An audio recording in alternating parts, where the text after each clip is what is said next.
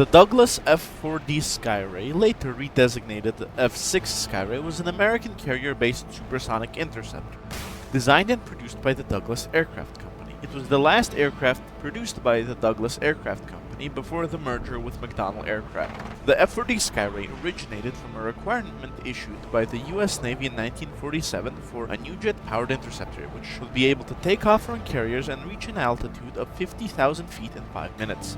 Douglas Aircraft Company offered the F4D Skyray, which was a drastic departure from any US design of the time. It featured a rounded delta wing, side-mounted air intakes, and a single engine.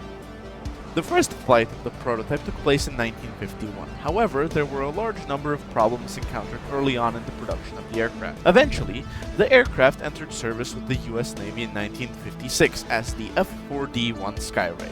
The new aircraft surprised aviators with its performance, and it became the first naval aircraft capable of breaking the sound barrier in level flight. The Skyray featured an all-weather radar system, 4 20mm Colt cannons, radar-adjusted trajectory calculations for its rockets, and the new AIM-9B sidewinder. The weapon systems and package on the F4D from the time of its introductions were cutting-edge and state-of-the-art, creating a massive technological leap for Navy aircraft.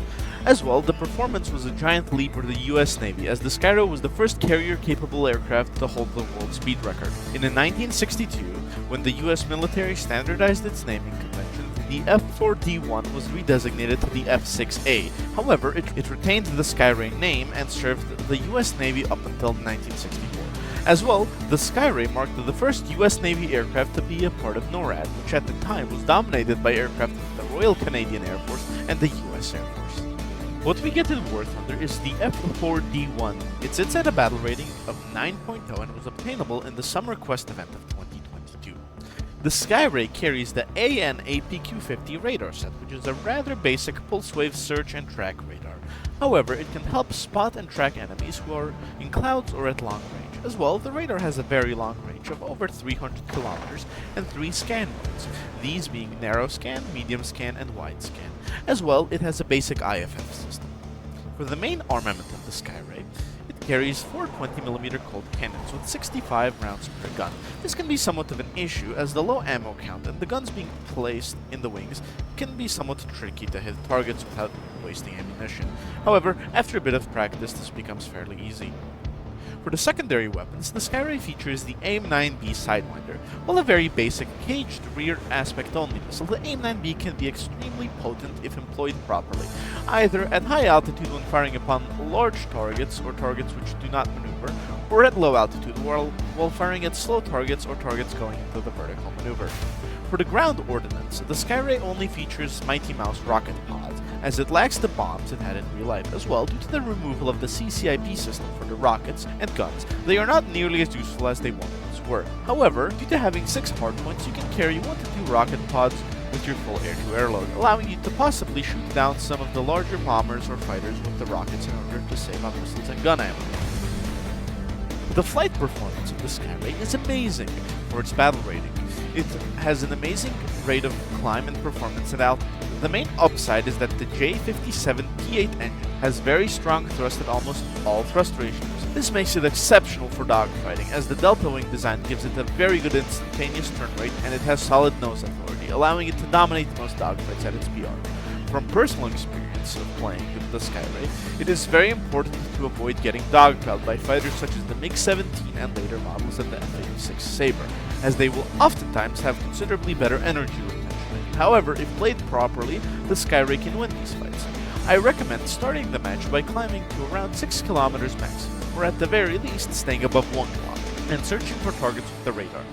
The plane is very good at boom and zoom tactics, which usually excel at the start of the match, as it is very easy to avoid getting slow in a furball and dying. Later, once enemies have been thinned out, or if you are fighting an enemy who is isolated, the Skyray will win 10 out of 10 times, as long as you pay attention to not dropping below 300 kilometers an hour. As well, using the AIM-9Bs carefully is important to conserve the limited ammo count. For ground battles, the Skyray is considerably worse than it used to be, as it has lost its CCIP for the rockets and guns, meaning you will have to learn the velocity of them.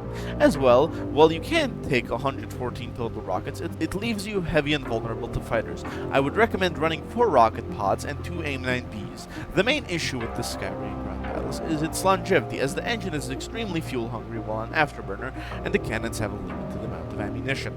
In my personal opinion, the Skyray is a cute-looking aircraft. As for how big the delta wing is, it is rather stubby and the nose is very rounded. As well, the design is very unique, as delta wing aircraft have been very rare in American service, especially with the Navy.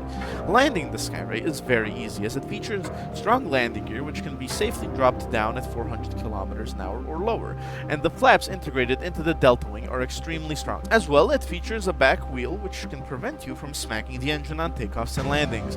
It does not feature a drag chute, so it is best to attempt to stall out a couple dozen meters off the ground in order to land faster. As well, it is very easy to carry or land, as it has a lot of lift. For possible features the Skyray might see one day, it could receive the Sparrow 2 missile, as a F4D-1 was modified in order to carry and fire it during testing. This would make the Skyray unique and give it some long-range firepower due to the radar being quite good.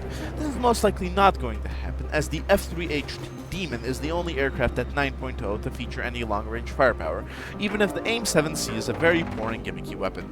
To finish up, the F4D-1 Skyray features incredible engine power and acceleration, very good maneuverability and low weight, and solid air-to-air armament. However, it has lackluster air-to-ground weapons, low ammunition count for its main armament, and a very fuel-hungry engine while afterburning. In my personal opinion, the F4D-1 Skyray is an extremely fun aircraft to fly out, as it has a lot of good upsides. However, it is kept in check by its low ammo count and fuel-hungry engine. With these downsides, unlike something like the F5 family of aircraft, this makes the Skyray very fun, as you don't have to just hold S to win every single fight, and you actually have to give it some thought.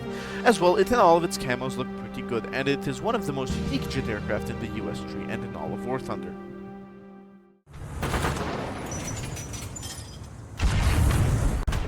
Durch nach Ziel!